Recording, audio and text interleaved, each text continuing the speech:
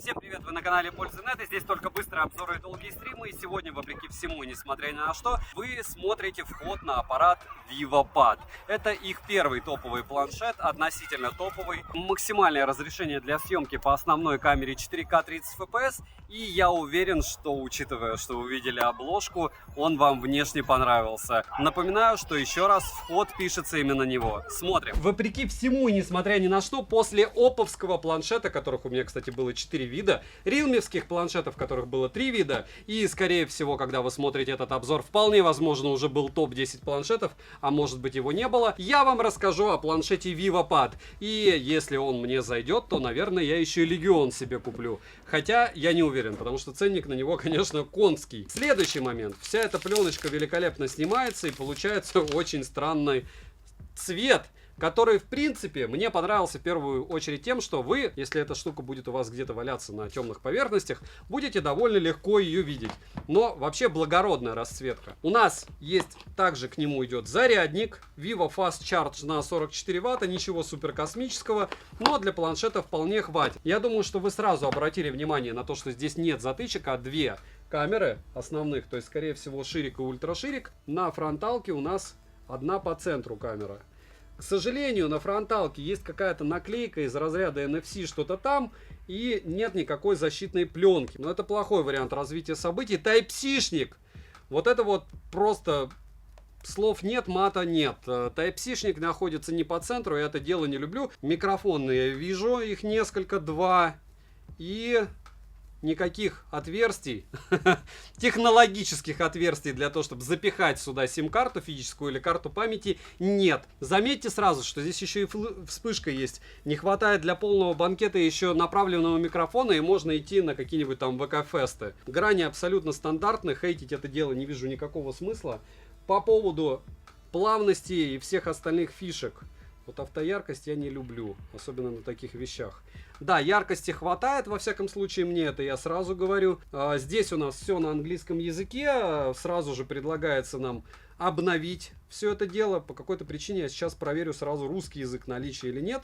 Если он в наличии, то банкет, в принципе, закончен. Нет, к сожалению, только английский язык. Это вам не Oppo, потому что напоминаю, что в бренде BBK у оповского чего-то, у Realme есть стабильно, даже в китайских версиях, русский язык. 485 граммов, 165 миллиметров, 8,8 аккуратно. И 6,6 миллиметра, без блока камер, все тоненько по красоте. Смотрим!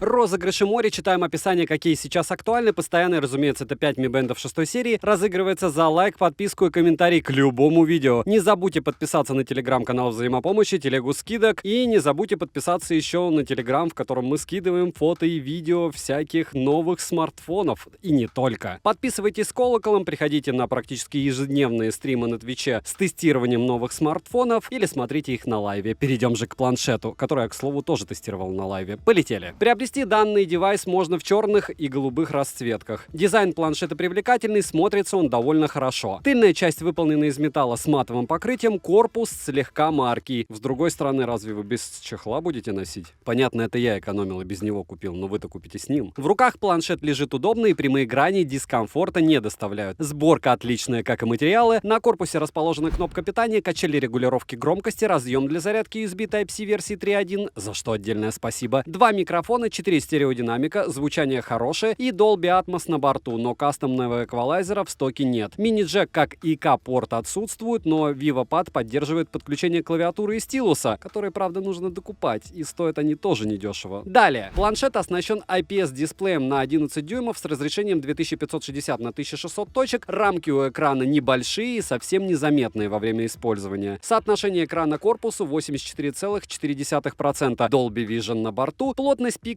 скромная, я от Vivo большего ожидал, 274 ppi. При прямом попадании света на экран яркости не хватает, но я сказал бы, что это не прям критично для использования в домашних условиях. Яркости достаточно. Частота обновления экрана 120 Гц, на выбор также и 60 Гц и автогерцовка. В настройках также можно назначить, в каких именно приложениях будет работать высокая частота обновления экрана, а в каких нет. Тач минимальный, результаты теста на частоту дискретизации касания вы можете наблюдать на экране. Автояркость работает корректно и быстро адаптируется адаптируется под смену освещения. Под разными углами тон картинки слегка бросает в теплый оттенок. Далее мультитач в 10 касаний на борту. Разблокировать экран можно при помощи стандартных способов и распознаванием лица. Распознавание лица срабатывает отлично как в вертикальном, так и в горизонтальном положении планшета. Ко всему даже под углом. Внести биометрические данные можно только одного лица. Далее интерфейс доступен на английском языке, русского в стоке нет. К сожалению, шрифт неплохой. Экран не скажу, что топовый, но для повседневного использования он хороший. Цветопередача приятная, картинка четкая и контрастная. Также в настройках, разумеется, можно все настроить под свои предпочтения. К примеру, можно воспользоваться такими функциями, как защита глаз, режим цвета экрана, Dolby Vision. Также можно персонализировать интерфейс под свои предпочтения, включить различные функции для удобного использования планшета. Режим двойного экрана на борту и не только. Летим дальше. Процессор установлен Qualcomm Snapdragon 870, самый стабильный, даже в 2022. С техпроцессом 7 нанометров с 8 ядрами, максимальная частота которого 3,2 ГГц. Графический процессор Adreno 650, интерфейс Origin OS HD на базе Android 11.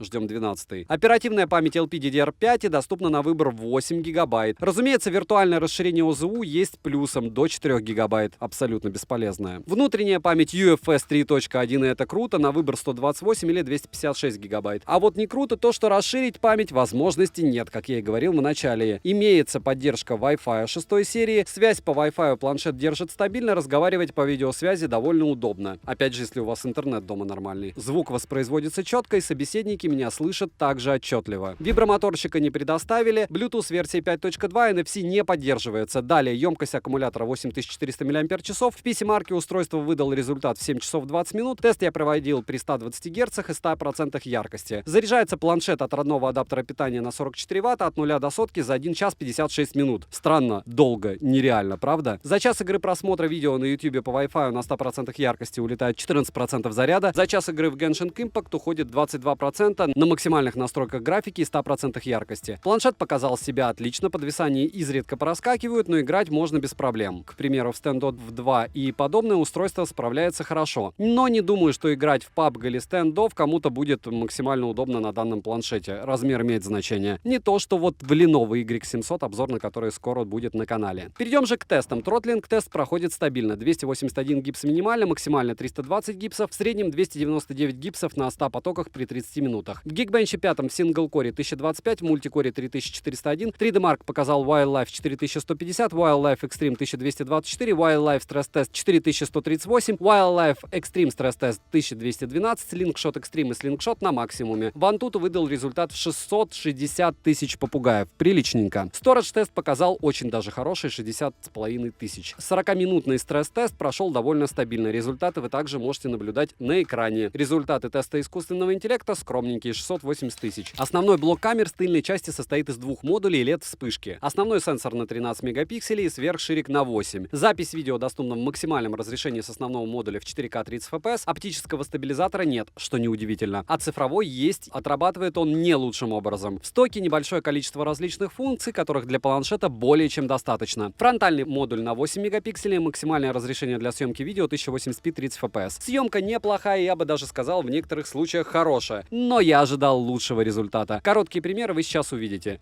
Ну вот она, фронталочка Vivo, несу в одной руке. Снимать возможность есть.